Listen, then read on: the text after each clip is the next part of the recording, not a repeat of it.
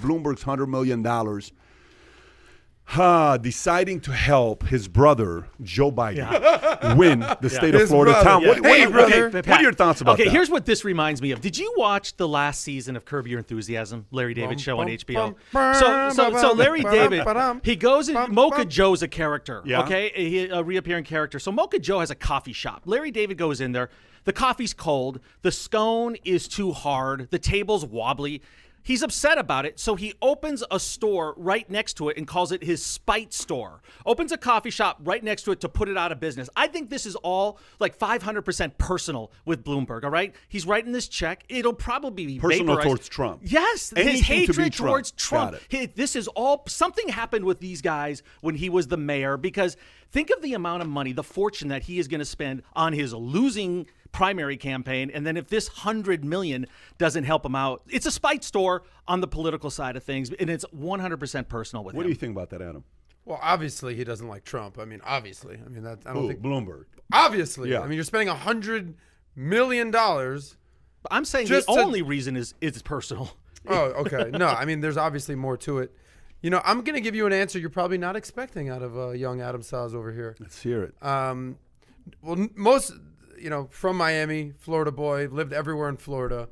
Florida is literally the most important state when it comes to elections. Agree or disagree? Yes, purple, okay. Yes. It's purple. It has the most electoral college votes. Al Gore, Bush, controversy, Florida. Bingo, bango, yes, ballots, always. Chads, always. Yes. You got North Florida, more GOP. You got South Florida, more Democratic. You got the Cubans. You got old people. You got Haitians. You got blacks. It is the most important state. So that's why we're going to single out this state. But here's my thoughts on this. I actually hate seeing stories like this, whether it's on the left or whether it's on the right. Bloomberg donates $100 million. George Soros donates, $1 billion. The Koch brothers donate. It's just a pay-for-play thing. These super PACs, one thing for sure is if you're a billionaire, you could just buy your elections. Hey, Bloomberg wants to give $100 million to Florida. Cool. The Koch brothers want to give, $50 billion to Nebraska. Cool. Yeah. It's just so excessive. And all these billionaires just... So you're heartbroken. I'm heartbroken unless Biden ends up with it. I mean, what's he going to spend it on? TV commercials? I guess that's where the money goes? It says it right here. He's going to use it for two reasons. Number one, to obviously prop up Biden. But number two, to make Trump spend more of his campaign chest. So, it's... Like literally prop him up? Yeah, he's going to... Here's a question I got for you. So he's going to spend $100 million, which, first of all, $100 million is nothing to a guy worth $65 billion. That's like you having $65,000 and giving $100 to a person running for office. That's like you having $650,000, you're giving $1,000. To him, it's not a big deal. And then let's look at how much money this guy spent on his own campaign. Yeah. Okay. He spent a losing campaign. Do you know how much money he spent? Do you know the number? $500 million? More? $900 million he spent on his own campaign, and he got 58 delegates. And he lasted barely 100 days. I was going to say not even a couple months. But this is the point I'm trying to make to you. If, I'm even going to ask you a crazier question, okay? Say he spent $64 billion, okay, in the state of Florida. Say Bloomberg hates Trump so much, he gives his $65 billion to help Biden get elected. You think Biden's still going to get elected if he gives him $65 billion? No, there's no guarantee. What I'm trying to say to you is the following. As much as money matters, as much as you can go out there and say, well, it's about this and it's about that and it's about this, America voted Obama. When Obama was coming up, Hillary had all the money, not Obama, okay? When he was coming up, Hillary had the money. He didn't have the money. When Trump was coming up, Jeb Bush had all the money. Jeb Bush, day one, had $140 million.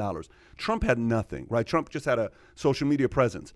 This is more than just giving money. I think what's starting to happen today is money matters. Don't get me wrong. You need the super PACs. You need the money 100%. But if you are not coming out, just yesterday, Trump did a rally in Nevada, right? And just yesterday, look at what Trump's doing. So yesterday, Trump is in Nevada, does a rally, gives a talk. I don't think if it's yesterday, maybe it was a day before that when he gave the talk, 2 days ago. He gives a talk in Nevada. On fire, this guy. Lit up, right? Getting up there, talking, people hollering. There's 80,000 people. When I was watching it, when it was live, I was in the bathroom. I'm being serious with you. I get out of the bathroom. I said, babe, look how many people watching. I said, there's 80,000 people watching Trump in their bathroom stall right now, listening to this guy speak from anywhere. I said, when Hillary and Trump were running, here's what was happening, if you remember this. Hillary's running against Trump. Every day you turn on Facebook, Trump was somewhere doing a rally. Every day you turn on Facebook, you didn't see Hillary Clinton do rallies. No matter how much money is spent, if Biden's strategy is to lock him up, don't have him come out, don't let anybody see him, no one's going to get any opinions, any of that stuff's not going to take place. I don't care how much Bloomberg spends. Nothing's going to happen. You know, why do you think Bloomberg is such a lightweight and so unsuccessful nationally? I mean, the media company he built is unbelievable when you look at Bloomberg and what that value is of that company. And then he was such a great mayor. Yeah. I mean, you would almost think that he would transfer over and be an outstanding president, but he's such a lightweight. Well, and I mean, what is it with him nationally? People just don't identify with him? Different strokes for different folks. You have a Jewish billionaire who, made his money in New York City. He's going to resonate in New York. He's not going to resonate in But he was successful. Oklahoma. He did a good job. I just thought he could do a better job in these primaries, and you would look at him and have a little more respect for him. But he's kind of a putz when you think about him on a national level. I give you a perfect idea there. It's a very good question you point out, by the way. Very good question. We're not prepared for this, but it's a very good question. I will tell you this. So you know how you decide to go away and come back and reappear in the media, okay? Like reinvent yourself? Yeah, no, not even reinvent. You kind of like, when you have the money sometimes, you're getting all the attention, all this other stuff, you get to a point where you don't want any attention, right? Because sometimes you don't want attention because you don't want your personal life to be talked about. Yeah, puts a target on your back. Like, how many times do you see Jordan doing an interview? Honestly. Never. How often do you see Michael Jordan doing interviews? Not even as the owner, he doesn't do it. What was the most common thing when Jordan was in Chicago and they would ask him about his personal life? What would Michael say to the interview? Like, people like you, what would he say? He would deflect. You probably wouldn't even ask him that question because it's pretty much But if you did, it was a code in Chicago. You don't ask Michael about his personal life. But if you did, Michael point blank will look at you and he would say, I'm here to talk about basketball. My personal life said it. I don't want to talk about it. But my basketball life, whatever questions you got, we can talk about it. So he deflected. Why? Some of these guys just don't want your personal life to be advertised, right? So Bloomberg is so big in New York. He's the mayor, all this other stuff. Then maybe his marriage didn't work out. He's a single guy. He's got the money. He's got girlfriends on the side. I don't want publicity. Then he decides to go out and get on social media, which I'll tell you how many followers he has on social media. And this stuff matters today. It didn't matter 40 years ago, but it matters today. Watch this. Sure. Bloomberg on Instagram has 468,000 followers. Let me say this one more time, Adam. Bloomberg on Instagram has 468,000 followers. That is less than many 12-year-olds that are putting cat videos on Instagram. He's not even an And influencer. he's running for office. His last video he posted this morning got 2,583 views in 2 hours with 19 comments.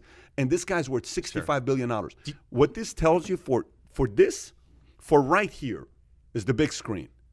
He is not fit for the big screen. He's fit for the boardroom. It's a very big difference. Today's presidential, to win, you got to belong here. He doesn't belong there, not Bloomberg. That's my opinion. I wonder how many of those posts he does on his own. Do you think that's the beauty of Trump and some of these other people? Zero. That you can tell that Bloomberg ain't Twitter fingering over there. It's unfiltered, right? And it's a real message that's getting out.